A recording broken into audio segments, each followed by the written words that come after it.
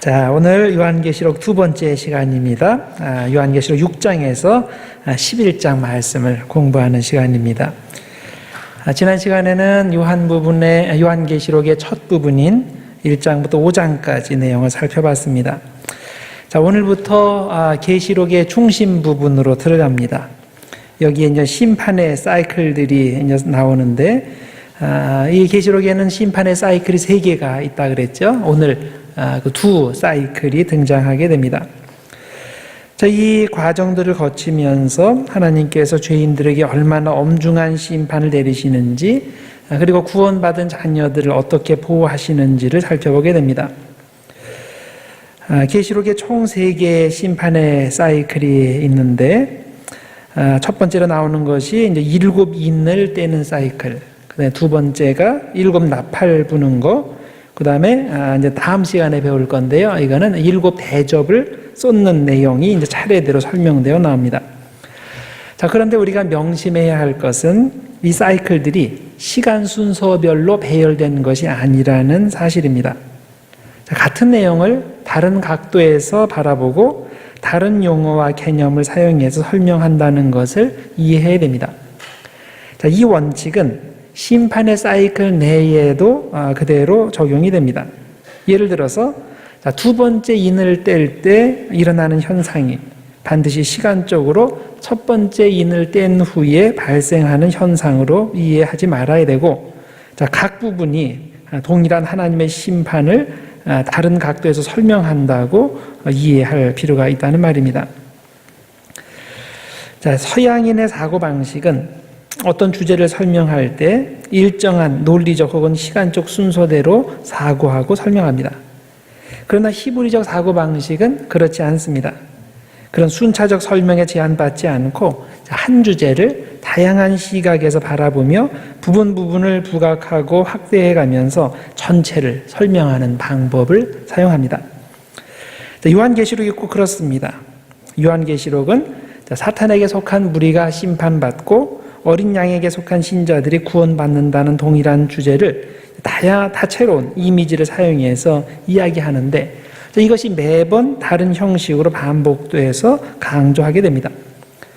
한 주제를 반복해서 설명하고 다시 돌아가서 그것을 또 설명하고, 그 중에 필요한 세부 내용을 뽑아서 그것을 다시 강조하면서 이야기를 전개하는 그런 방법을 사용합니다. 자, 그래서 우리들이 이제 내용을 볼 때 이것이 이제 반복되는 내용이다라고 이해하시고 이 요한계시록 읽으시면 됩니다. 자, 첫 번째 7 인의 사이클이 나옵니다. 그것이 6장 1절에서 8장 5절 사이에 나오는 내용입니다. 자, 5장에 보면 하나님의 오른손에 있는 두루마리에 7 인이 붙어 있는데, 이것을 뗄 존재가 하늘 위에나 땅 위에나 땅 아래에 없었다고 나옵니다. 요한이 이것을 보고서 울었다 그랬죠. 그럴 때 음성이 들릴 때 인을 떼실 유일한 분은 어린 양 예수님이라는 말을 듣게 됩니다. 그것이 5장 5절에 나오는 내용입니다. 장로 중에 한 사람이 내게 말하되 울지 말라. 유대 지파의 사자 다윗의 뿌리가 이겼으니 그 두루마리와 그 7 인을 떼시리라 하더라. 자, 이제 7 인을 뗄 때 어떤 현상이 일어나는지 한 개씩 살펴보게 될 텐데, 자, 이 구조적으로 아주 독특한 구조를 가지고 있다는 것을 먼저 생각하셔야 됩니다. 무슨 구조냐면 4개, 2개, 삽입 부분 1개예요. 그래서 4, 2, 삽입 부분 1. 이것을 기억하세요. 자, 이것이 7 인을 떼는 요 사이클에만 해당되는 것이 아니라 또 뒤따라 나오는 그 7 나팔을 부는 사이클에도 똑같이 해당이 됩니다. 거기도 처음 4절, 4개는 한 뭉치가 되고, 그다음에 5번째, 6번째가 또 한 뭉치가 되고, 그 다음에 7번째로 넘어가지 않고 여기에 이제 삽입 부분이 들어가게 됩니다. 그래서 그런 구조를 이제 머리에 이렇게 넣으시고 이것을 계속 들어보시길 바랍니다. 자, 먼저 첫 번째부터 4번째 인을 떼는 장면이 나옵니다. 6장 1절에서 8절 나오는 내용입니다. 처음 4인을 떼는 것은 거의 동시에 이루어집니다. 스피드가 빠르게 지나가요. 그래서 1, 2, 3, 4는 몇 절 안 돼요. 쭉 지나갑니다. 그래서 이 넷이 그러니까 한 가지 한 가지가 이제 순차적으로 이루어진다는 의미가 아니고 이 네 가지가 공통으로 한 가지 이미지를 제공하는 겁니다. 즉 말탄 자의 이미지를 제공합니다. 자, 네 종류의 말을 통해서 하나님의 재앙을 설명하는 것은 이 요한계시록이 처음이 아니에요. 대개 요한계시록에 나오는 어떤 이미지나 내용들은 이미 구약 성경에 주로 예언서에 나오는 내용들입니다. 그래서 스가랴서 6장 1절과 5절 사이에 근거한 내용으로 이 네 종류의 말을 이야기합니다.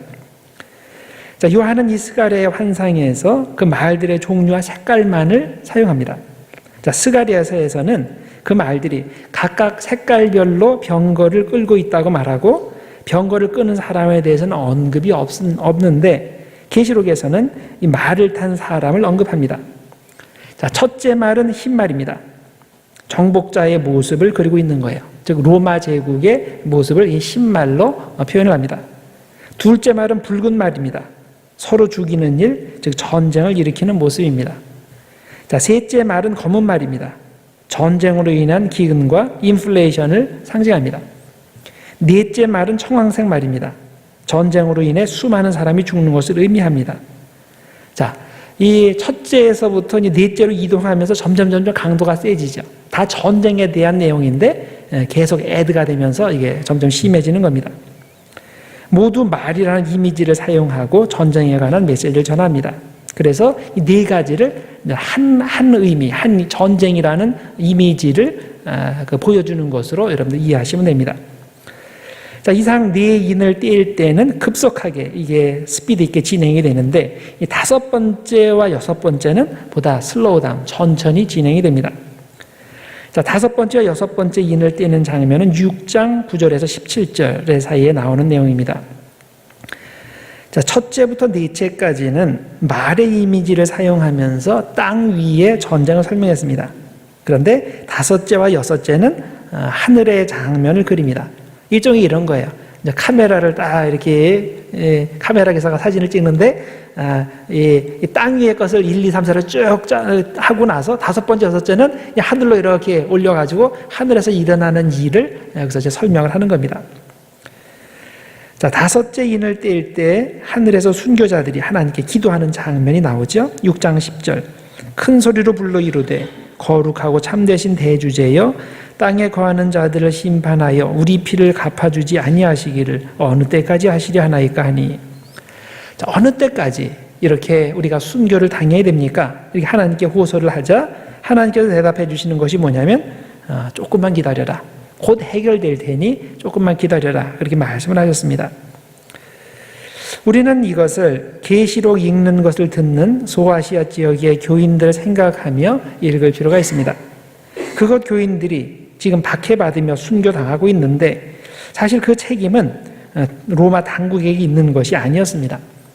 왜냐하면 로마 제국 전역에 걸쳐서 대대적인 박해가 시작된 것은 한참 뒤인 250년 이후였기 때문입니다.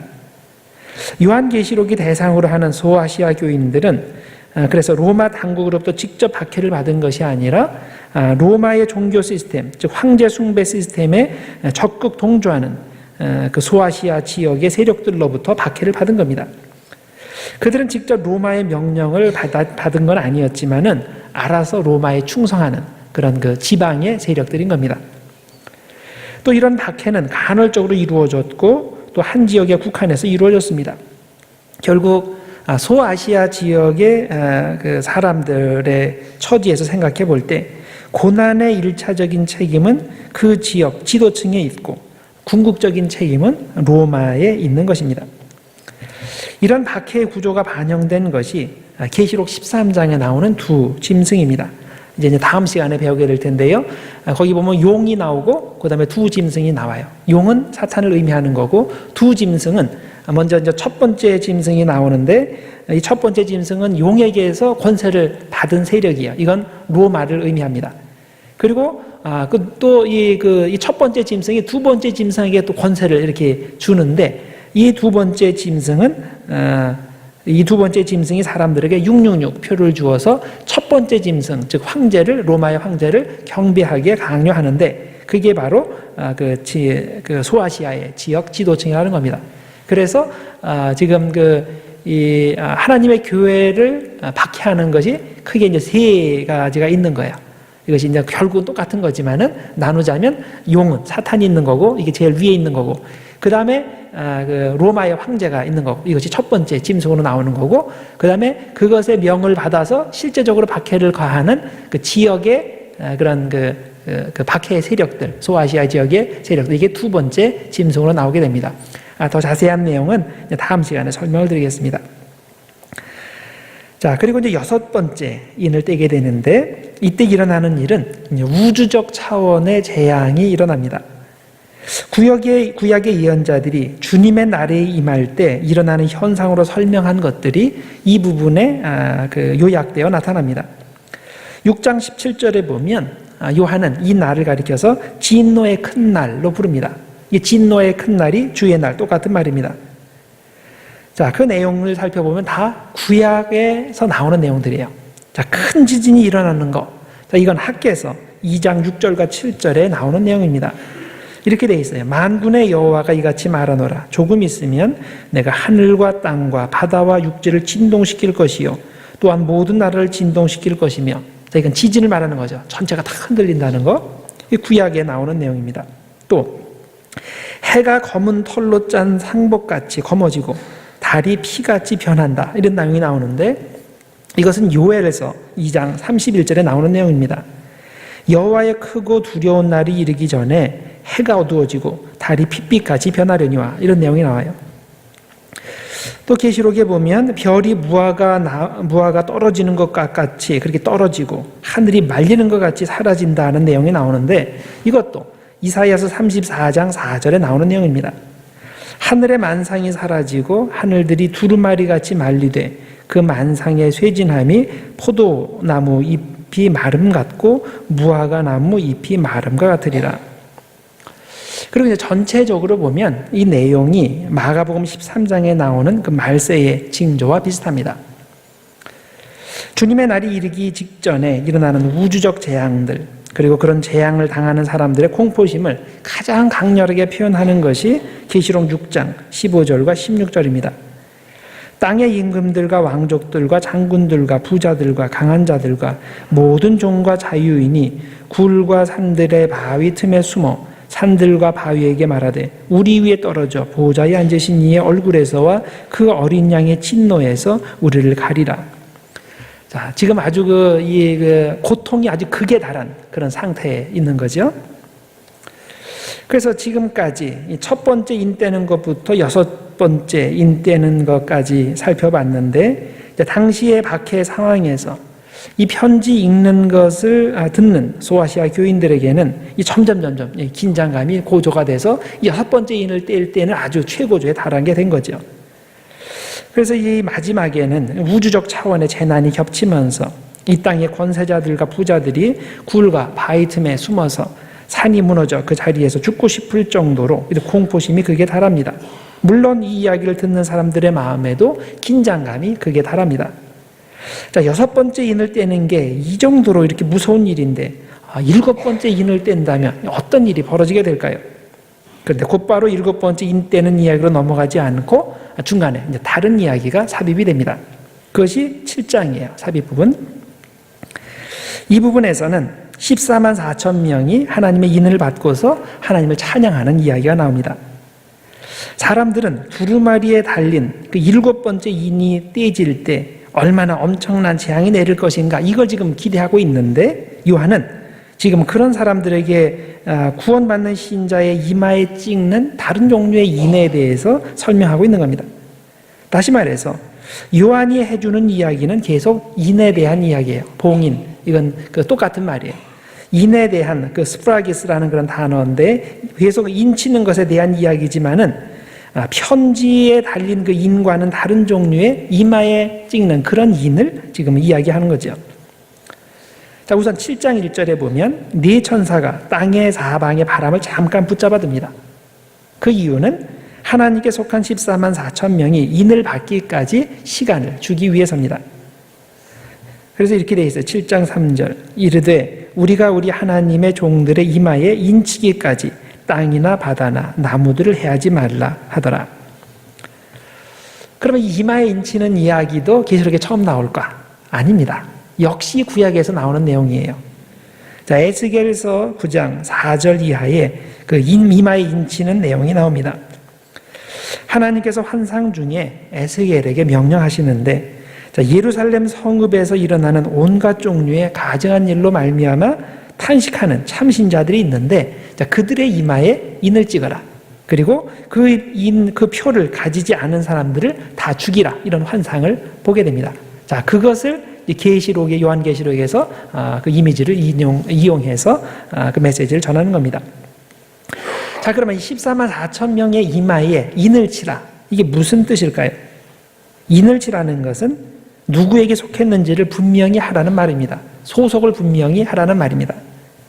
왕이 자신의 편지에 인을 치면 그 편지가 왕의 권위를 가지는 것처럼, 또 노예나 짐승의 불도장을 꽉 찍으면 그러면 누가 그들을 소유하고 있는지를 아는 것처럼, 자, 사람의 머리에 인을 친다는 것은 그 사람이 누구에게 속했는가를 밝히는 중요한 행위가 됩니다. 하나님의 인을 받은 사람은 하나님께 속한 사람입니다. 결국 구원받습니다. 그러나 사탄의 인을 받은 사람은 사탄에게 속한 사람이기 때문에 결국 멸망받게 된다는 겁니다. 우리는 이 인을 영적인 인, 마음에 새겨지는 구원의 확신으로 생각할 수 있습니다. 아니면 기독교 전통에서 구원의 표시로 인정하는 세례로 생각할 수도 있습니다. 초대교회에서 세례식을 행할 때면, 자, 세례받는 사람에게 십자가로 이렇게 이마에다가 이렇게 십자가 표시를 하고 그렇게 하는데, 자, 여기서 말하는 그 인이 이마에 이렇게 새겨지는 그 십자가의 인으로 이해할 수도 있습니다.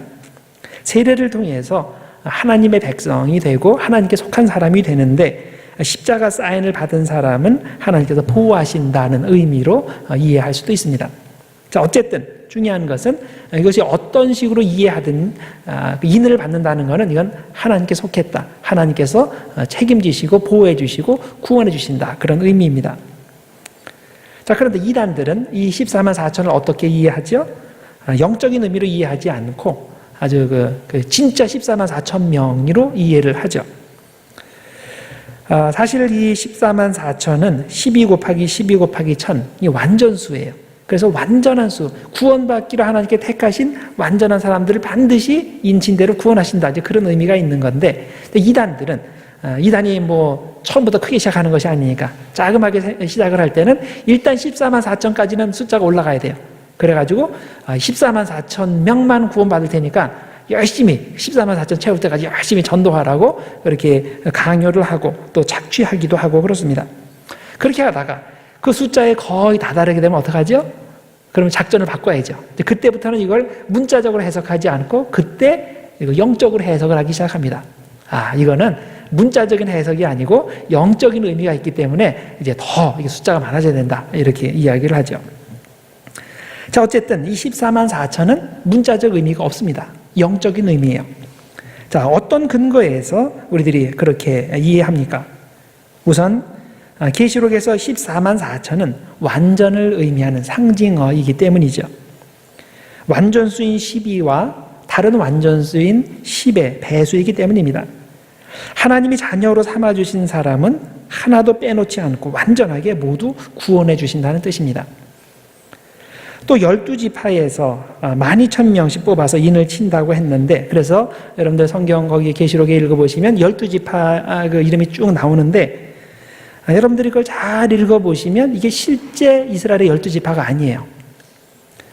자, 실제로 이스라엘의 12지파는 야곱의 12아들에서 나왔죠.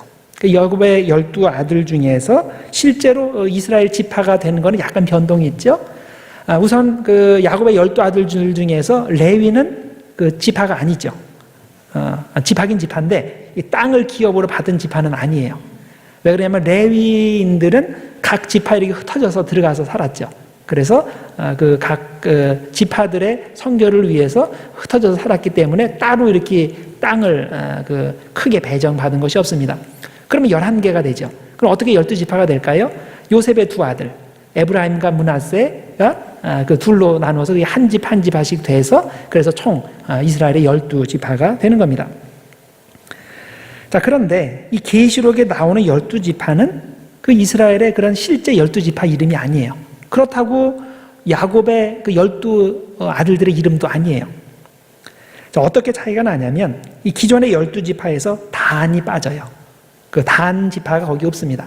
그 이유가 뭐냐면 유대 전승에서는 단 지파에서 가룟 유다가 나오고 그리고 적그리스도가 나온다고 믿었기 때문입니다. 그래서 단이라는 건 빠져요. 그럼 11지파가 되죠. 자, 그럼 12를 어떻게 만드냐? 거기 레위를 다시 집어넣었어요. 그래서 레위 지파가 들어가서 12이 되고, 그리고 그 므낫세는 있는데 그 요새 그 에브라임은 없어요. 근데 에브라임 대신에 요셉이 들어갔어요. 자, 그래서 결국 이것이 이제 12지파가 된 거예요.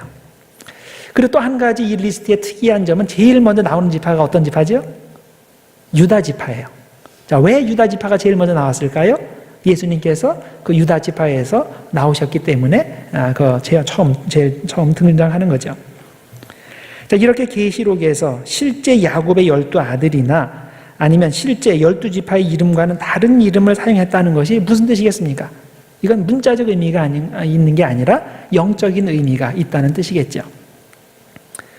자, 또 7장 9절과 10절에 보면 자, 하나님의 인을 받은 14만 4천을 쭉 설명한 다음에 그 다음에 가보면 셀 수 없는 큰 무리가 그 14만 4천이라고 이야기합니다. 자, 14만 4천은 구원받은 사람들의 완전수인 겁니다. 자, 그래서 7장 9절 이하에 이렇게 되어 있습니다. 2일 후에 내가 보니, 그냥 14만 4천 딱 뽑고 나서 그 일 후에 내가 보니 그 사람들이 이 뒤에 나오는 사람들이에요. 각 나라와 족속과 백성과 방언에서 아무도 능히 셀 수 없는 큰 무리가 나와 흰옷을 입고 손에 종려 가지를 들고 보호자 앞과 어린 양 앞에 서서 큰 소리로 외쳐 이르되 구원하심이 보호자에 앉으신 우리 하나님과 어린 양에게 있도다 하니. 자, 그래서 이 14만 4천하고 셀 수 없는 큰 무리가 두 종류의 사람들이 아닌 거예요. 똑같은 종류의 사람들이에요. 자, 그래서 이것을 보고서 이게 문자적으로 14만 4천이 될 수 없구나, 그렇게 우리들이 이해할 수 있는 겁니다. 자, 그리고 나서 이어서 하나님의 인을 받고 구원받은 사람들이 천국에서 어떤 위로를 받는지를 이렇게 설명합니다. 7장 16절과 17절. 그들이 다시는 줄이지도 아니하며 목마르지도 아니하고 해나 아무 뜨거운 기운에 상하지도 아니하리니 이는 보좌 가운데 계신 어린 양이 그들의 목자가 되사 생명수 샘으로 인도하시고 하나님께서 그들의 눈에서 모든 눈물을 씻어주실 것임이라. 자, 이 내용이 있은 후에 이제 7번째 인 떼는 것으로 넘어갑니다. 8장 1절과 2절. 자, 사람들이 이 7번째 인이 떼어지기까지 많이 기다렸습니다. 그런데 정작 7번째 인이 떼어졌을 때 무슨 일이 일어납니까? 아무 일도 일어나지 않아요. 하늘이 반 시간쯤 고요하더니 라고 하면서 곧바로 다음 심판 사이클인 7나팔 시리즈로 곧바로 넘어갑니다. 자, 이렇게 절정이 기대되는 순간에 완전히 다른 이야기가 전개되는 것을 문학용어로 안티클라이맥스라고 부릅니다. 사람들의 허를 찌르는 수이죠. 그런데 이런 독특한 문학 구조는 우연히 나온 게 아닙니다. 극적 대조성을 부각하기 위한 치밀한 기획을 통해 이런 문학 구조가 만들어지는데, 자, 요한이 얼마나 계시록의 구성에 심혈을 기울였는지를 짐작하게 하는 대목입니다. 요한은 첫 번째부터 네 번째 인을 떼는 것을 한 이미지로 구상하여 전쟁이 점점 심해지는 그런 양상을 그렸습니다. 자, 다섯 번째, 여섯 번째 인을 떼면서는 장소를 하늘로 옮겨서 순교자들의 죽음에 대해 또 그들의 탄원에 대해 설명하고, 그 다음 천재지변에 대해 이야기하면서 듣는 사람들의 긴장과 공포심을 극대화한 후에 7장에서 갑자기 성도들에게 위로의 메시지를 전했습니다.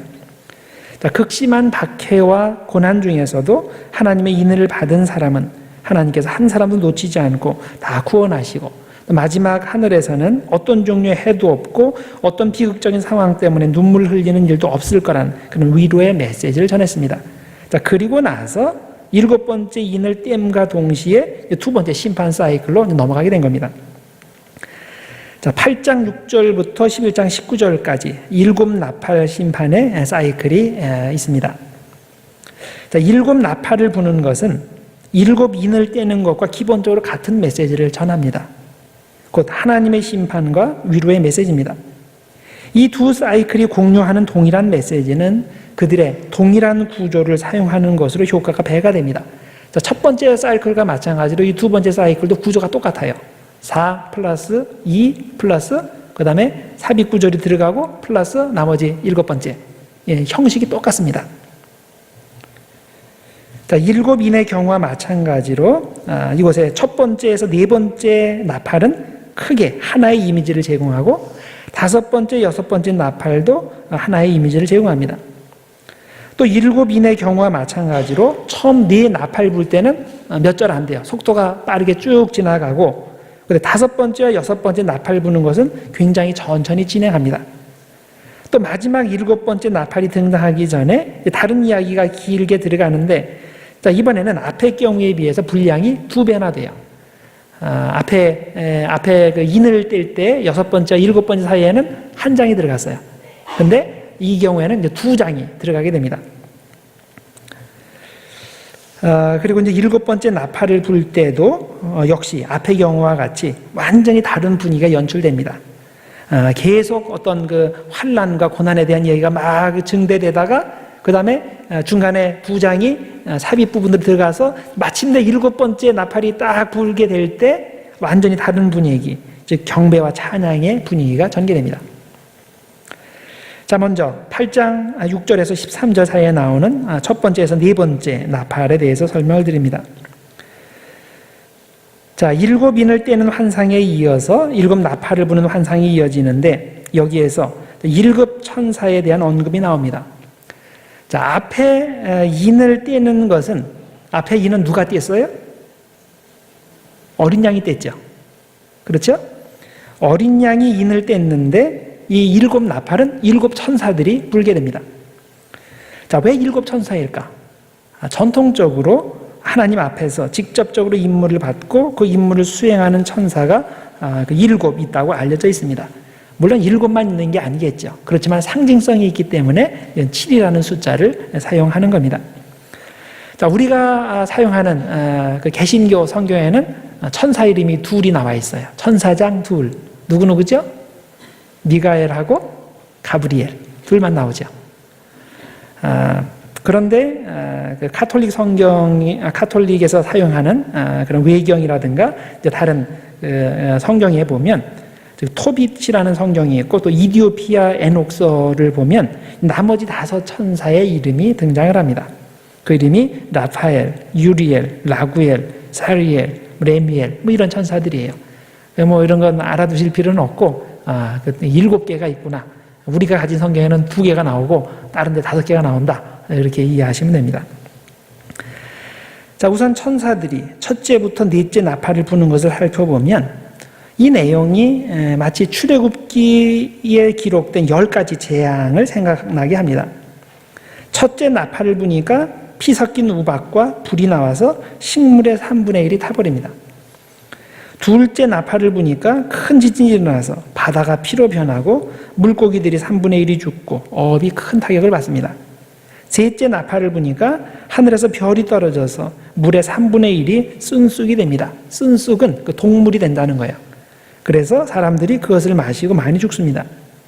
넷째 나팔을 부니까 천체의 해와 달과 별의 3분의 1이 타격을 받아서 어두워집니다. 이런 내용들이 출애굽기의 10 재앙의 이제 몇 가지가 이렇게 여기서 나오게 됩니다. 자, 7인의 경우와 같이 이 첫째부터 넷째 재앙까지는 급속히 진행이 됩니다. 그리고 그 다음부터 나오는 5번째 재앙과 6번째 재앙은 슬로우하게 넘어가게 됩니다. 자, 그런데 5째 재앙으로 넘어가기 전에 독수리가 공중을 날면서 화가 있으리로다. 8장 13절에 그렇게 이야기합니다. 자, 화가 한 번 있는 게 아니고 화 3개가 있어요. 그 이유가 뭐냐면 앞으로 남은 3 천사들이 불어야 할 나팔이 3 종류의 화에 대한 거라는 거죠. 그래서 우리들이 그렇게 짐작을 할 수 있잖아요. 4번째 딱 끝나고 3개 남았어요. 화가 있으리로다. 그래서 그 나머지 이제 3개의 화가 나올 겁니다. 자, 그 다음에 다섯 번째와 여섯 번째 나팔은 9장 1절에서 21절 사이에 나옵니다. 자, 이 다섯 번째와 여섯 번째 나팔은 로마 제국의 동쪽에 위치한, 즉 유프라테스 강 건너편에 위치한 그 파르티안즈들과의 전쟁에 관한 이야기입니다.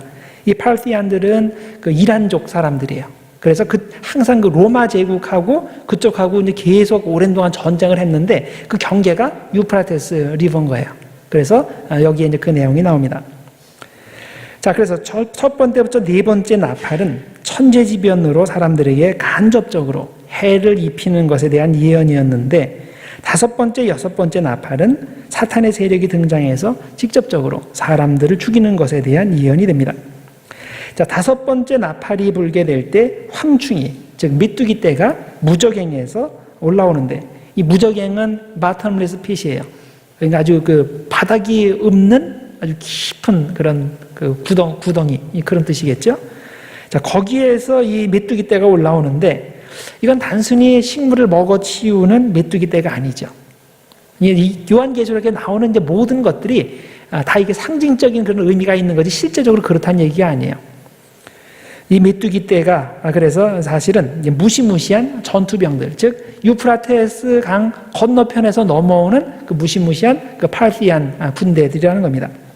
자, 9장 7절에서 9장 7절 8절에 그 내용이 나옵니다. 자, 이런 동물이 실제로 말세가 되면 나타나게 된다, 그렇게 생각하시면 안 돼요. 이게 무엇을 상징하는가를 생각하시면서 읽으시면 돼요.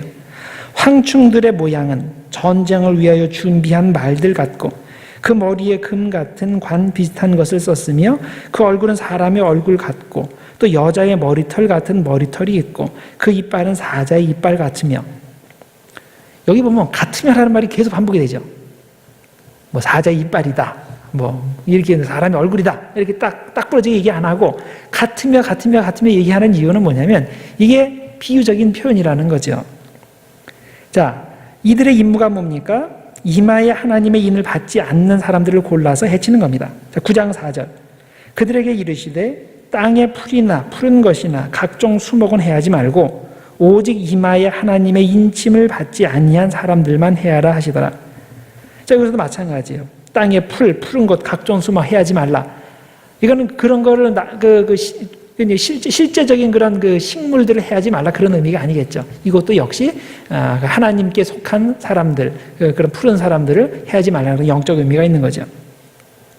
자, 그런데 이렇게 이마에 인 받지 않은 사람들을 해치는데, 그런데 그들을 죽이지는 못하게 되어 있습니다.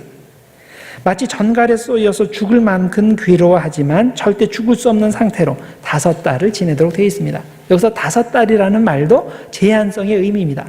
자, 메뚜기도 한철이라는 말이 있나요?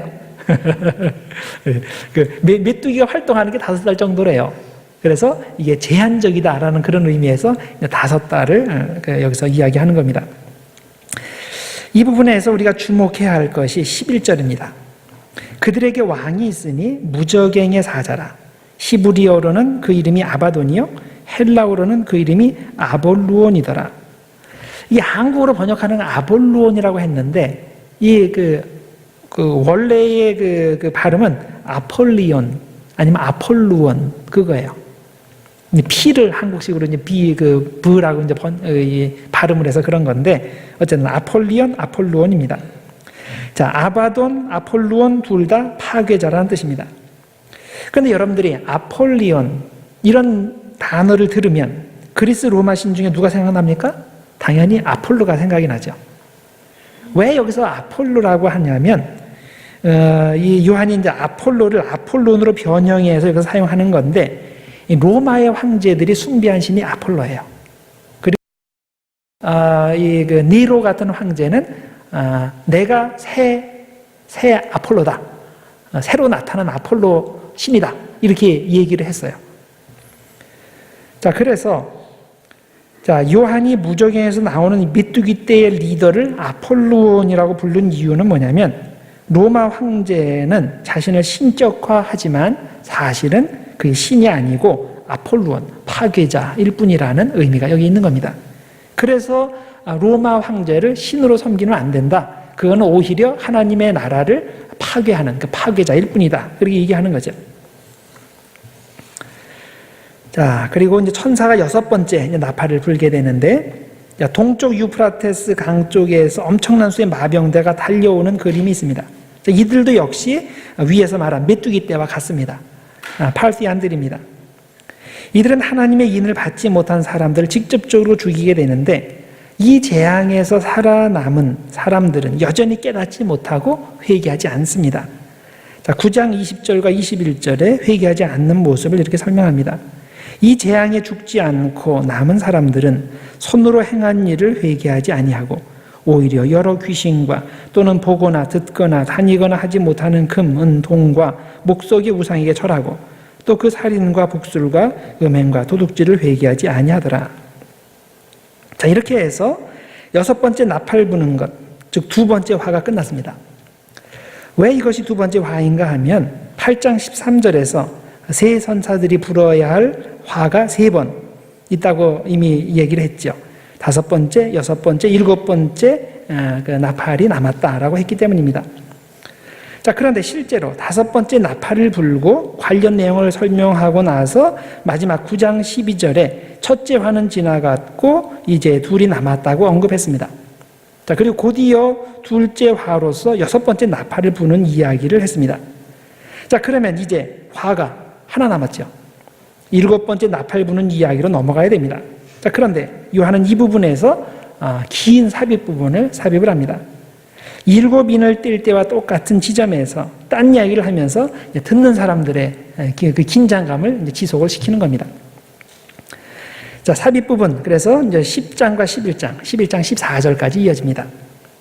10장은 천사의 손에 놓인 작은 두루마리에 대한 이야기로부터 시작합니다.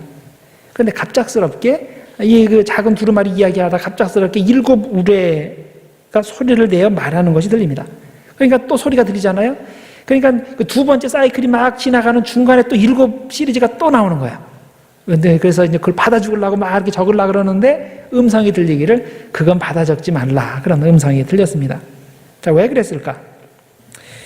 이미 7 재앙 시리즈의 2번째가 진행되고 있고 또 나중에 또 3번째 시리즈도 나오게 될 텐데 여기에 또 다른 시리즈를 이렇게 더하면 이 내용이 너무 많아져가지고 이 듣는 사람들이 감당하지 못할 것이기 때문일 수도 있습니다. 자, 오늘 얘기가 듣는 거는 투머치예요. 이거 2개면 족한 거예요. 아마 그래서 그건 적을 필요가 없다. 그랬을 수도 있고 아니면 바울이 고린도후서 12장에서 셋째 하늘에 올라간 경험이 있지만 그 말로 표현할 수 없는 신비한 내용이기 때문에 더 이상 그 이야기를 하지 않은 것처럼 여기서도 이 7 우레가 말하는 내용도 그런 이유로 기록하지 말라고 한 것일 수도 있습니다. 자, 어떤 건지 모릅니다. 확실한 것은 계시록을 듣고 읽는 사람들의 입장에서 보면 이게 참 다행스러운 일이죠. 계시록의 내용은 현재의 내용으로도 충분한 겁니다. 자, 그래서 잠깐 그 에피소드가 있고 그 다음에 이제 진행이 됩니다. 여러분들 영화나 연속극이나 그런 걸 한번 생각해 보세요. 보통의 경우에는 어떤 사건이 있으면 이게 언젠가는 이렇게 뒤에 연결이 되잖아요. 근데 꼭 그런 것만은 아니에요. 그런 거가 전혀 상관없이 어떤 내용이 딱 들어가서 그걸로 끝나는 경우도 있죠.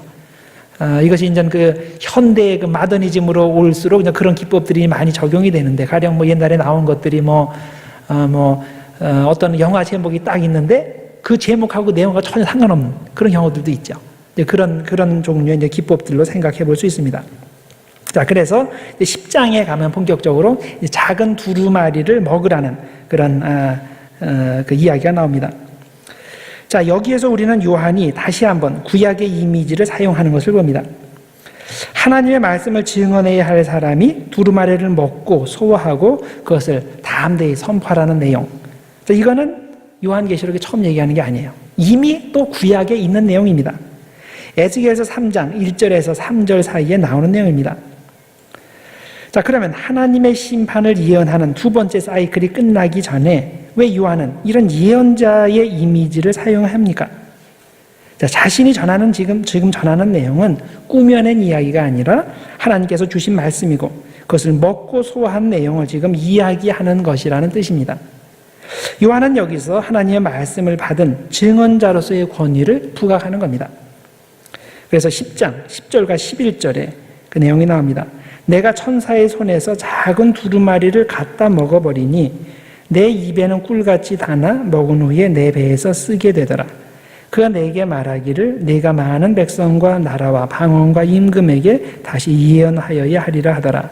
자, 이 작은 책을 먹은 그 결과가 어떻게 되냐? 계속 예언해야 된다. 그 내용이죠. 예언자적 사명을 이야기하는 겁니다.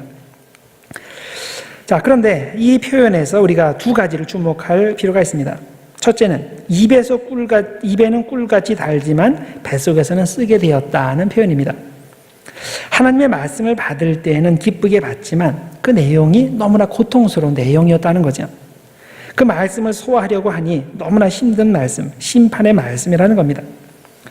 또 하나 주목할 표현은 작은 두루마리라는 표현입니다. 비블라리디온이라는 그런 말인데요. 지난 5장에서 언급된 그 7인이 달린 두루마리는 그냥 비블리온, 두루마리였습니다.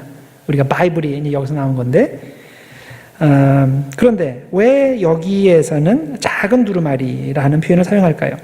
그 이유는 5장에 나오는 두루마리는 오직 어린 양 예수님만 인을 떼실 수 있는 온전한 말씀인 겁니다. 그런데 이곳 10장에 나오는 작은 두루마리는 천사의 손을 통해서 전해지는 제한적인 말씀, 즉 어린 양의 두루마리의 일부라는 말입니다. 내용이 다르다는 말이 아니라 그 내용의 일부라는 거죠. 온전한 말씀은 예수님만이 가지셨지만 우리는 그 말씀의 일부만을 이해할 수 있다는 뜻이 될 겁니다. 자, 그 다음에 11장으로 넘어가면 성전 측량과 두 증인에 대한 내용이 나옵니다. 11장의 내용은 극심한 재난 가운데서도 하나님께서는 택한 백성을 보호하시고 구원하신다는 위로의 메시지가 됩니다. 자, 1절에 보면 요한은 하나님의 성전과 제단과 그 안에서 경배하는 자들을 측량하라는 명령을 받습니다. 이 명령이 의미하는 것은 가시적인 예루살렘 성전을 측량하라는 것이 아닙니다. 여기서 말하는 것은 비가시적인 교회, 즉 사람들, 믿는 자의 무리를 측량하라는 겁니다. 만일 이것이 성전 건물을 측량하는 것이었다면 어떻게 그런 방식으로 사람을 측량하라고 할 수 있었겠습니까? 신약 성경의 여러 곳에서 성도를 성전으로 설명한 것 같이 여기서 말하는 하나님의 성전도 그 안에서 경배하는 자들과 같은 의미로 사용된 겁니다. 자, 2절에 보면 왜 하나님의 백성들을 측량해야 하는지 그 목적이 나옵니다. 성전 바깥 마당은 측량하지 말고 그냥 두라. 이것은 이방인에게 주었은즉 이방인들이 그들이 거룩한 성을 예루살렘 성을 42달 동안 짓밟으리라. 42달 3년 6개월 동안 짓밟게 되리라. 자, 하나님의 백성을 측량하는 이유가 뭐냐면 그 범주에 들지 않는 바깥 사람들과 구별하기 위해서입니다. 구원받은 하나님의 백성들은 하나님께서 측량한 대로 보호해 주시지만 구원받지 못한 사람들은 이방인들에 의해 42개월 동안 짓밟히게 된다는 말입니다. 자, 여기에 42개월의 기간이 나오는데 이것이 뭘 의미할까요? 정말 문자적으로 42개월을 의미할까요? 아닙니다. 자, 계시록에 나오는 숫자는 절대 그 숫자만 이해하시면 안 돼요. 상징적인 의미가 있는 겁니다. 자, 42개월. 이것은 3년 6개월입니다. 또 그 1260일이라는 그런 표현도 또 나와요. 1260일이기도 하고 또 7년의 절반이 됩니다. 자, 7년. 이건 완전수입니다. 그러면 3년 6개월은 뭐가 되겠습니까? 불완전수지요. 불완전한 숫자입니다. 제한적인 숫자예요. 사람들이 3년 6개월 동안 고난 가운데 있게 된다는 말은 그 고난이 영원하지 않다는 겁니다. 제한적인 그 일정한 기간이 지나면 그 고난이 끝나고 하나님의 구원이 이른다는 그런 뜻입니다. 그러니까 그때까지 참고 기다리라는 말입니다. 3절에 보면 이 제한된 기간에 두 증인이 베옷을 입고 예언한다고 되어 있습니다. 자, 그럼 왜 두 증인입니까? 증인이 둘이라는 말은 무슨 상징성이 있죠? 그들의 증언이 온전하고 확실하다는 뜻이죠. 그래서 그 이스라엘의 법에 두 사람 이상이 증언을 해야 그것이 법적인 효력을 발휘하게 되죠. 마태복음 18장 16절에도 그 내용이 나옵니다. 만일 듣지 않거든 한두 사람을 데리고 가서 두세 증인의 입으로 말마다 확증하게 하라. 자, 증언이 확실하려면 최소한 2명은 있어야 된다는 겁니다. 자, 그러면 왜 그 두 증인이 베옷을 입고 있습니까? 자, 그들이 전하는 메시지는 심판과 회개의 메시지이기 때문입니다. 또 왜 1260일, 즉 일정 기간 동안만 예언합니까? 사람들이 증인들의 증언을 듣고 예수 믿을 기회는 영원한 것이 아니라 제한되어 있기 때문입니다. 자, 그 다음 우리가 살펴볼 것이 4절에 나오는 두 감람나무라는 표현입니다. 두 증인이 두 감람나무라고 하였는데 이 두 증인 혹은 두 감람나무가 누구일까요? 이단들이 아주 좋아하는 구절입니다. 왜냐하면 자기들의 교주님들이 이 두 감람나무다 그렇게 이야기하기 때문이죠. 여러분이 인터넷에서 감람나무 이단하고 또 한번 쳐봐요. 그럼 여러분들이 다 읽어볼 수 없을 만큼 수많은 내용들이 나올 거예요. 그만큼 자기 스스로를 감람나무다, 뭐 증인이다, 뭐 이긴 자다 그렇게 하는 사람들 이단들이 이제 많다는 얘기예요. 자, 이단은 성경에 무지한 사람들을 대상으로 그런 거짓말을 하는데 우리가 분명히 알아두어야 할 것은 계시록의 중심 이미지들은 모두 구약 성경에서 나왔다는 사실입니다. 그러니까 이단이 무슨 얘기를 할 때 이게 어디서 나왔는지를 봐야 돼요. 그럼 대개 구약 성경에서 나왔어요. 구약 성경의 이미지를 사용한 거예요. 그러면 이게 구약 성경 어디에 나왔는지 거기 들어가서 보고서 거기에 왜 그 표현이 나왔는지 그 배경을 이해해야 돼요. 그러고서 그것과 연결시켜서 이 계시록의 말씀을 이해할 필요가 있습니다. 자, 두 감람나무에 대한 이야기도 역시 구약에서 나옵니다. 스가랴 4장에 보면 두 감람나무 이야기가 나옵니다. 자, 하나님의 성전을 세우는데 지대한 역할을 한 여호수아와 수르바벨 이 두 사람을 의미하는 표현입니다. 그런데 계시록에서 어떤 이미지를 사용할 때 해당 이미지만을 사용하지 그 이미지가 배경으로 하고 있는 역사적 의미까지 모두 사용하지는 않습니다. 그래서 계시록의 두 감람나무는 역사적으로 여호수아와 수르바벨을 의미한다 그렇게 이해하시면 안 되고 그들이 표방하는 가치, 즉 하나님의 성전을 세우고 하나님의 말씀을 증언하는 선지자적 사명을 의미하는 것으로 이해하시면 됩니다. 자, 그런 시각으로 6절을 보면 여기서 말하는 사람이 모세와 엘리야라는 것을 알 수 있습니다. 역시 이것도 문자적인 모세와 문자적 엘리야라는 말은 아니에요. 모세와 엘리야가 한 일, 이 사람들이 대표하는 게 뭐죠? 성경이죠. 모세는 율법의 대표고 엘리야는 선지서의 대표입니다. 자, 그래서 6절에 이렇게 되어 있어요. 그들이 권능을 가지고 하늘을 닫아 그 예언을 하는 날 동안 비가 오지 못하게 하고 또 권능을 가지고 물을 피로 변하게 하고 아무 때든지 원하는 대로 여러 가지 재앙으로 땅을 치르로다. 자, 하늘을 닫아서 비가 오지 못하게 한 사람은 엘리야죠. 또 물을 피로 변하게 하고 여러 가지 재앙으로 땅을 친 사람은 모세입니다. 자, 그러나 이 경우 역시 역사적 모세와 역사적 엘리야라는 의미는 아닙니다. 자, 그들이 표방하는 가치, 하나님의 교회를 세우고 하나님의 뜻을 전하는 사명을 의미하는 것입니다. 자, 어떤 사람은 이 두 사람을 각각 이스라엘 백성과 이방인들을 상징하는 것으로 이해합니다. 그래서 예수 그리스도를 증거할 때 예루살렘 교회에서 유대 쪽에서 유대교 쪽 그러니까 유대파 그리스도인들 쪽에서 증언을 했고 또 그 다음에 역사적으로 그 다음에 이제 이방 기독교인들이 나왔는데 그쪽에서 예수를 증거했고 그래서 이 두 부류를 얘기하는 거다 이렇게 이해하기도 하고 또 어떤 사람은 이게 같은 연장선상에서 베드로와 바울을 의미한다 그렇게 얘기하기도 하고 혹은 야고보와 요한을 의미한다라고 이해하기도 하고 자, 정확히 어떤 것인지 모릅니다. 그러나 확실한 것은 이 두 증인, 두 감람나무가 개인이 아니라는 거예요. 그것이 아니라 교회의 예언자적 역할이라는 겁니다. 왜냐하면 그 두 증인이 두 촛대라고 하는데 계시록에서 촛대는 뭘 상징하죠? 교회를 상징하는 표현이기 때문이에요. 여러분들 계시록 시작할 때 7촛대 얘기가 나왔었죠. 교회를 상징하는 표현이에요. 그러면 7촛대인데 왜 여기는 두 촛대를 가지고서 교회라고 그러냐? 상황에 따라서 그렇게 되는 거예요. 여긴 그 둘이 필요한 거죠. 왜? 증인은 둘 이상이 필요하니까 이제 그런 연장선상에서 그 2라는 숫자와 7이라는 숫자가 서로 같아지는 겁니다. 자, 그 다음에 이어지는 내용을 잘 생각해 보면 이 두 증인, 두 감람나무에 대한 이야기가 곧 교회의 순교와 부활 혹은 성도의 순교와 부활에 대한 이야기라는 것을 알게 됩니다. 자, 그들이 나중에 어떻게 됩니까? 자, 무적행에서 올라오는 짐승에게 살해당합니다. 그리고 사흘 반 동안 무덤에 장사되지 못하고 거리에 버려집니다. 자, 여기 사흘 반이라고 돼 있죠? 이것도 역시 제한적인 시간 동안이란 뜻이에요. 이게 만약에 3년 6개월이라고 했어도 똑같은 의미가 되는 겁니다. 그러나 하나님께로부터 생기가 들어가서 그들이 다시 살아나게 되죠. 결국 하나님의 교회는 순교해도 다시 살아난다는 승리의 메시지가 되는 겁니다. 교회는 사흘 반, 즉 일정 기간 동안 박해 상황에 처하고 더 나아가 순교당하기까지 하지만 결국에는 하나님의 능력으로 부활하여 승리자가 된다는 희망의 메시지인 겁니다. 그래서 이 계시록의 말씀을 읽을 때 그 무서운 이야기, 그런 것에 사로잡히면 안 돼요. 우리들은 거기에 해당되는 게 아니고 이 산 증인들에 해당이 되는 겁니다. 때로는 죽기도 해요. 하나님께서 이렇게 택하셨다 그래서 감람나무로 이렇게 만들어 주셨다 그래서 육체적 고통을 안 당하는 건 아니에요. 죽기도 해요. 순교당합니다. 그렇지만은 반드시 하나님께 다시 이렇게 세워주신다는, 부활하게 하신다는, 그리고 부활하고 또 승천하는 얘기까지 있는데 그렇게 해주신다는 그런 희망의 메시지가 됩니다.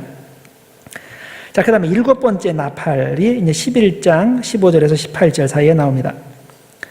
자, 긴 삽입 부분이 끝나고 이제 천사가 마지막 7번째 나팔을 불어야 하는데, 자, 그 전에 11장 14절에 둘째 화는 지나갔고 첫째 화가 곧 이를 것이라는 말이 나옵니다.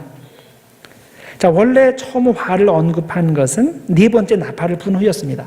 그때 앞으로 화가 3번 있을 것이라고 예고했습니다. 그리고 나서 5번째 나팔을 불고 화를 설명한 후에 첫 번째 화는 지나갔고 화 2가지다라고 알려줬습니다. 자, 6번째 나팔을 분 후에는 2번째 화를 설명하고 그 다음 10장과 11장의 삽입 부분에서 작은 두루마리를 먹고 증언하는 이야기, 두 증인에 대한 이야기를 했습니다. 자, 그 후에 7번째 나팔을 불어야 되는데 그 나팔을 불기 바로 직전에 11장 14절에서 자, 이제까지 둘째 화는 지나갔다. 이제 셋째 화가 앞으로 올 텐데 그게 속히 나타나게 될 거다. 이렇게 예고했습니다. 자, 그리고 나서 바로 7번째 나팔 소리로 넘어가는데, 그럼 우리 예상에 그 네 번째가 딱 끝나고 나서 3개 있을 거다라고 했으면 5번째, 6번째 이게 중간중간에 예고를 했고, 그리고 7번째도 그 3번째 화가 돼야 될 거죠. 그런데 7번째 나팔이 딱 불고 나서 화에 대한 이야기는 안 나오고 복에 대한 이야기가 나옵니다. 자, 이곳에는 하나님을 향한 찬양과 예배의 이야기만 나오지 화에 대한 내용은 안 나옵니다. 그러면 우리들이 지금 여기까지니까 이 3번째가 안 나왔지. 그 계시록 끝까지 읽어보면 이 3번째 화가 어딘가에 나올까?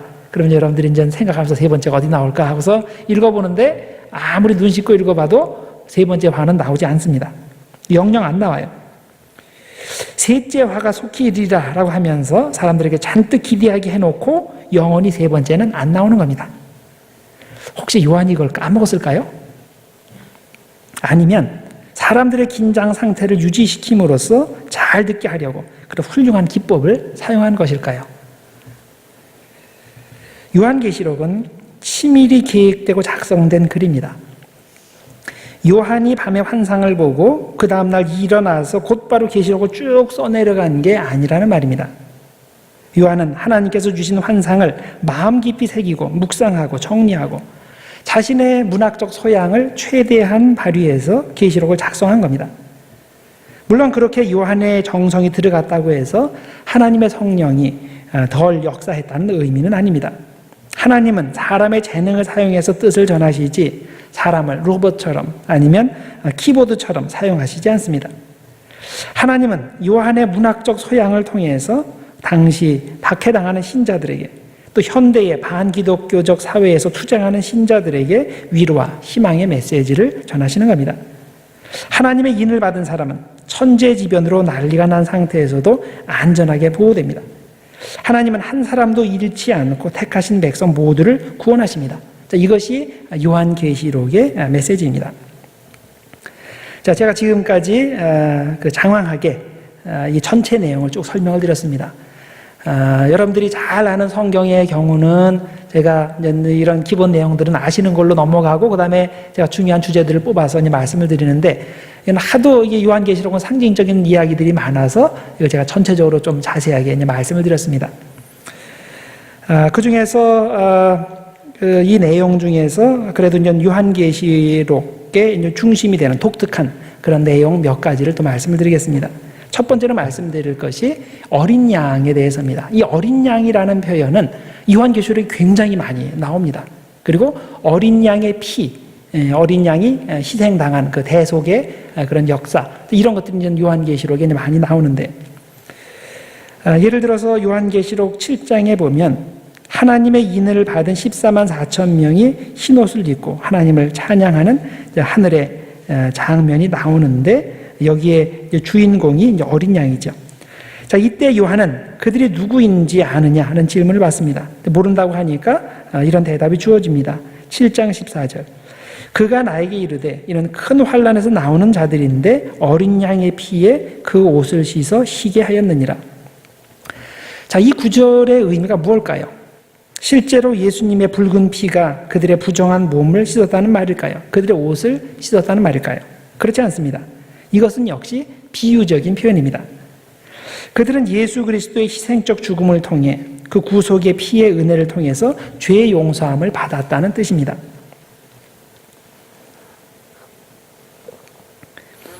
어린 양 그리스도의 피를 통해서 구원 얻는다는 그 기독교 교리에 대해서 거부반응을 일으키는 분들이 있습니다.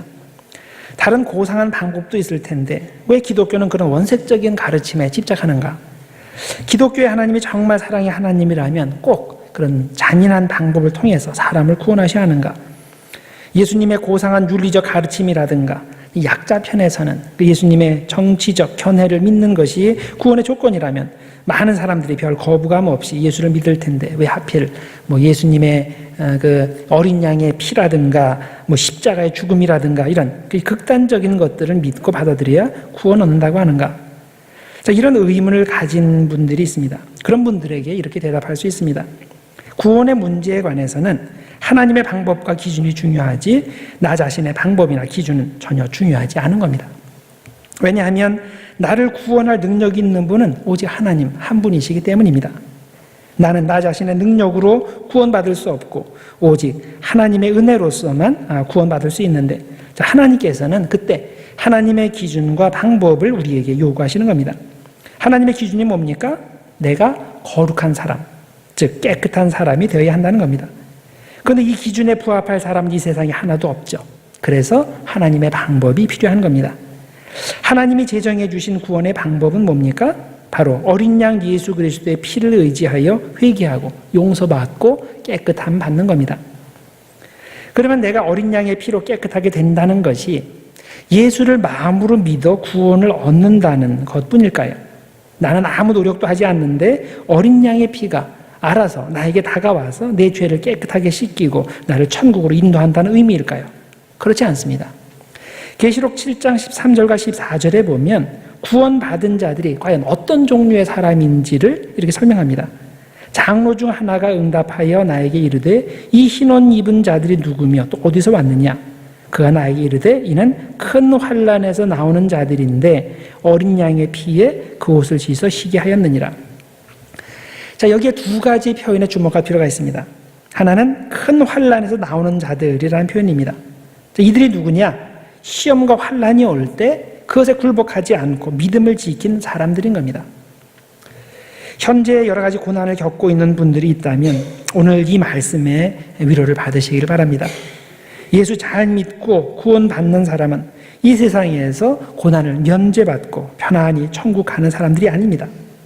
예수 잘 믿는다는 말은 이 세상에서 온갖 어려움과 고난을 당하지만 그것 때문에 실족하거나 신앙 버리지 않고 천국의 소망으로 잘 이기는 사람이란 뜻입니다. 열심히 신앙생활을 하고 있는데 왜 어째서 이런 고난이 나에게 닥칠까 실망하면 안 됩니다. 천국에서 흰옷 입은 사람들은 그런 시험 환난이 와도 실망하지 않고 믿음을 지킨 사람들인 겁니다. 두 번째 주목할 표현은 그 옷을 씻어 희게 하였느니라라는 표현입니다. 자, 한국어 표현에서는 이 주어가 명확하게 드러나지 않습니다. 그런데 이 문장의 주어는 박해받는 사람들 혹은 순교한 사람들입니다. 나는 가만히 있는데 예수님께서 오셔서 내 옷을 씻어 희게 만들어 주시는 것이 아니라 내가 그 일을 해야 한다는 의미입니다. 그래서 영어 번역을 보면 그 의미가 분명해집니다. They have washed their robes. 누가 옷을 깨끗하게 빠느냐? 예수님이 빨아주시는 게 아니에요. 그 사람들, 순교자들이 빠는 거예요. 이렇게 고난을 이기고 흰옷을 입게 되는 것을 디모데후서 4장 7절과 8절에서는 선한 싸움을 싸우고 승리하는 것으로 표현했습니다. 나는 선한 싸움을 싸우고 나의 달려갈 길을 마치고 믿음을 지켰으니 이제후로는 나를 위하여 의의 면류관이 예비되었으므로 주 곧 의로우신 재판장이 그날에 내게 주실 것이며 내게만 아니라 주의 나타나심을 사모하는 모든 자에게 도니라. 사도 바울은 자신의 인생이 쉽게 가는 인생이라고 말하지 않았습니다. 쉽게 가는 인생이 아니라 너무나도 어려운 인생, 그야말로 목숨을 건 싸움이었다고 말했습니다. 자, 중요한 것은 성화의 길에서 선한 싸움을 싸우며 끝까지 믿음을 지키는 겁니다. 주님을 위해 선한 싸움을 싸우고 믿음을 지키면 마지막 날에 의의 면류관을 받습니다. 우리가 구원 얻기 위해서는 어린 양의 피에 내 옷을 씻어 희게 만들어야 됩니다. 자, 이것은 예수님의 십자가의 대속의 은혜를 내가 믿음으로 받아들이고 하나님의 자녀가 되는 것을 의미하고, 동시에 매일 어린 양의 피에 옷을 씻으며 그리스도의 장성한 분량에 이르기까지 열심히 성화의 길을 추구하는 것을 의미합니다. 우리는 분명한 신앙의 목표가 있어야 됩니다. 우리가 신앙생활을 하는 것은 단순히 내 마음을 다스리고 남들보다 더 선하게 살기 위함이 아닙니다. 단순히 이 세상을 더 아름답게 만들기 위해서도 아닙니다.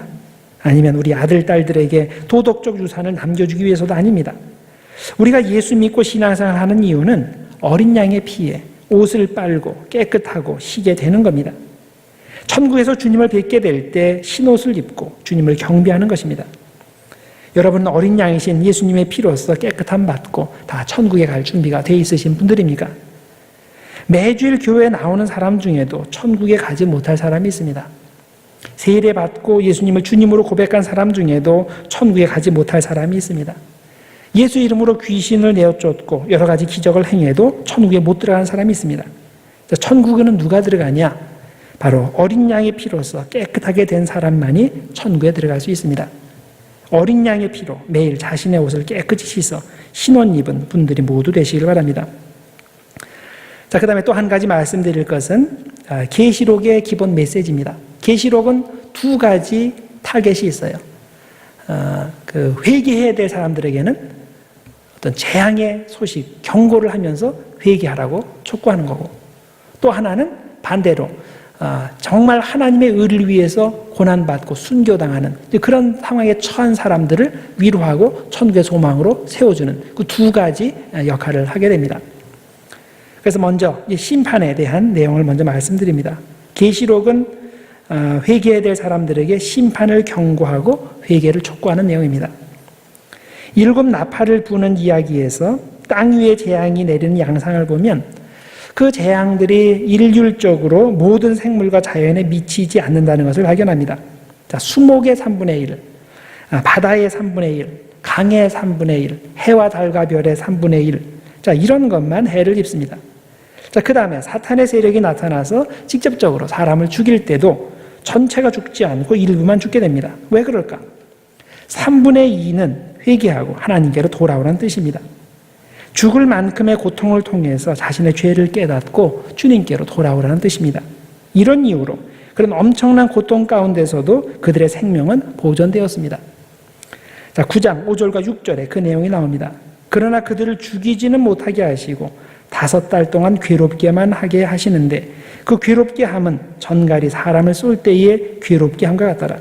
그날에는 사람들이 죽기를 구하여도 죽지 못하고 죽고 싶으나 죽음이 그들을 피하리로다. 자, 얼마나 괴롭습니까? 죽으려고 그래도 죽음이 자기를 피해요. 가끔 그런 영화 보는 거 있죠? 막 자살하려고 그러는데 어떻게 해서 계속 살아나는 거야. 그런 거 비슷한 거예요. 또한 빨리 깨닫고 돌아오라는 의미에서 하나님의 재앙을 영원히 지속되는 것으로 표현하지 않고 5달 동안만 한시적으로 지속되는 것으로 표현합니다. 9장 10절. 또 전갈과 같은 꼬리와 쏘는 살이 있어 그 꼬리에는 5달 동안 사람들을 해하는 권세가 있더라. 자, 하나님께서 이렇게 회개의 기회를 주셨다면 그 살아남은 3분의 2 사람들은 어떻게 해야 될까요? 당연히 회개하고 돌아와야 되죠. 그게 당연합니다. 그런데도 이상하게도 그들은 죽어도 회개할 생각을 하지 않습니다. 자신이 죽을지언정 자신의 잘못을 인정하지 않습니다. 9장 20절과 21절을 봅니다. 이 재앙에 죽지 않고 남은 사람들은, 즉 3분의 2의 사람들은 손으로 행한 일을 회개하지 아니하고 오히려 여러 귀신과 또는 보거나 듣거나 다니거나 하지 못하는 금은 동과 목속의 우상에게 절하고 또 그 살인과 복술과 음행과 도둑질을 회개하지 아니하더라. 참 이상하지 않습니까? 이런 재앙을 경험하면 자신을 돌아보고 회개할 것 같은데 이게 안 된다는 겁니다. 왜 안 될까요? 우리 주변을 살펴보면 현대 사람들도 이 계시록의 사람들과 크게 다르지 않다는 것을 발견합니다. 어떤 분은 사업이 망해도 자신의 죄를 보지 못합니다. 어떤 분은 자식이 죽어도 변하지 않습니다. 자, 생각해 보세요. 자식이 죽었어요. 그러면 뭐 좋게라든지 나쁘게라든지 변하지 않겠어요? 그런데 전혀 안 변한 사람들이 많아요. 자기 몸에 불치병이 들어도 끝까지 회개하지 않습니다. 우리에게 오는 재앙이 모두 하나님께 대해 지은 죄 때문에 생긴다는 의미는 아닙니다. 죄와 상관없이 오는 재앙도 있습니다. 그러나 명백히 하나님의 심판으로 내리는 재앙도 있는 겁니다. 이런 경우 주변 사람들은 그것을 다 아는데 본인만 끝까지 그걸 인정하지 않습니다. 끝까지 회개하지 않습니다. 하나님께서 경고하시고 기회를 주시는데도 계속 그것을 부인합니다. 인간의 본성에 침투한 교만심, 하나님께 저항하는 사탄의 마음이 그 사람을 지배하고 있는 겁니다. 슬픈 일이지만 아무리 큰 재앙이 내려도 마음이 완악한 사람은 이렇게 회개하지 않습니다. 그래서 결국 마지막에 큰 심판, 파국을 맞이하게 됩니다. 한편 계시록 11장에서는 재앙을 경험한 사람들이 약간 변하는 모습을 보이기도 합니다. 자, 11장 13절. 그때에 큰 지진이 나서 성 10분의 1이 무너지고 지진에 죽은 사람이 7천이라. 그 남은 자들이 두려워하여 영광을 하늘의 하나님께 돌리더라. 자, 여기에 또 7천 명이라는 게 나오는데 이게 문자적 7천 명이 아닌 건 아시겠죠? 이쯤 됐는데도 아직 이걸 진짜 문자적 7천 명이라고 이해하시면 조금 문제가 있는 거예요. 계시록에 나오는 숫자는 무조건 상징성이 있다. 이것을 알아두시고 그거를 현대와 똑같은 그 문자적 그걸로 해석을 하시면 안 되는 거예요. 재앙에서 살아남은 사람들이 하나님을 두려워하고 하나님께 영광을 돌렸다면 회개했다는 말일까요? 그건 아닌 것 같습니다. 만일 그들이 정말 회개했다면 우상 숭배를 버리고 하나님만을 섬기는 이야기가 그 다음에 나올 텐데 그런 내용이 전혀 나오지 않습니다. 그들이 하나님께 영광 돌렸다는 것은 아마 일시적으로 그렇게 한 것이 아닐까 생각합니다. 이는 마치 애굽의 바로가 하나님께서 주시는 재앙이 내릴 때는 잘못을 인정하는 것 같지만 그것이 일시적인 감정일 뿐 본심은 아니었던 것과 마찬가지입니다. 마음이 완악한 사람이 회개하고 하나님께로 돌아서는 것은 정말 찾아보기 힘듭니다. 현실적으로 거의 없다고 봐야 됩니다. 그러나 그렇다고 하나님이 하실 수 없다는 말은 아닙니다. 하나님께서 역사하시면 사울 같은 사람도 변해서 예수를 위해서 죽기까지 헌신하게 됩니다. 그래서 하나님의 형고를 받고도 회개하지 않는 사람이 있다면 우리는 그 사람을 위해서 정말 열심히 기도해야 됩니다. 우리의 노력으로 안 됩니다. 하나님께서 그의 마음을 바꿔주시지 않으면 절대 죄를 깨닫지도 못하고 변화할 수도 없습니다. 자, 그 다음에 두 번째, 소망의 위로에 대한 말씀을 드립니다. 요한계시록의 가장 중요한 메시지가 바로 이겁니다. 핍박과 순교의 위험에 처한 사람들에게 소망의 위로를 주는 겁니다. 7인을 떼는 이야기를 보면 6번째 인을 뗀 후에 천재지변과 같은 큰 재앙이 닥쳐오지만 곧이어 7장에서는 하나님이 택하신 자들에게 14만 4천의 명에게 하나님의 인을 치고 그들에게 천국에서 하나님을 예비하고 모든 눈물을 씻어주시는 그 하늘의 비전을 보여줍니다. 하나님의 인을 받은 사람은 어떤 상황 가운데서도 하나님께서 책임지시고 보호해 주시고 위로하신다는 소망의 메시지인 겁니다. 자, 7 나팔의 경우도 마찬가지입니다. 5번째 나팔을 불고 무적행에서 무시무시한 메뚜기 떼가 공격해 들어올 때도 하나님의 인을 받은 사람은 안전하게 보호된다고 하였습니다. 9장 4절 그들에게 이르시되 땅의 풀이나 푸른 것이나 각종 수목은 해하지 말고 오직 이마에 하나님의 인침을 받지 아니한 사람들만 해하라 하시더라. 11장에서 성전과 그 안에 있는 사람들을 측량하는 이야기에서도 그렇게 측량된 사람들은 안전하게 보호되었습니다. 또 두 증인으로 표현된 교회도 짐승에게 순교당했지만 결국 하나님의 생기가 다시 들어가서 부활하여 승천하게 되었습니다. 모두 환난 가운데서 성도를 지키시고 보호하신다는 하나님의 능력을 표현하는 겁니다. 대단히 위험한 상황에서도 택하신 백성을 안전하게 보호하신 하나님의 모습을 잘 그린 것이 시편 23편입니다.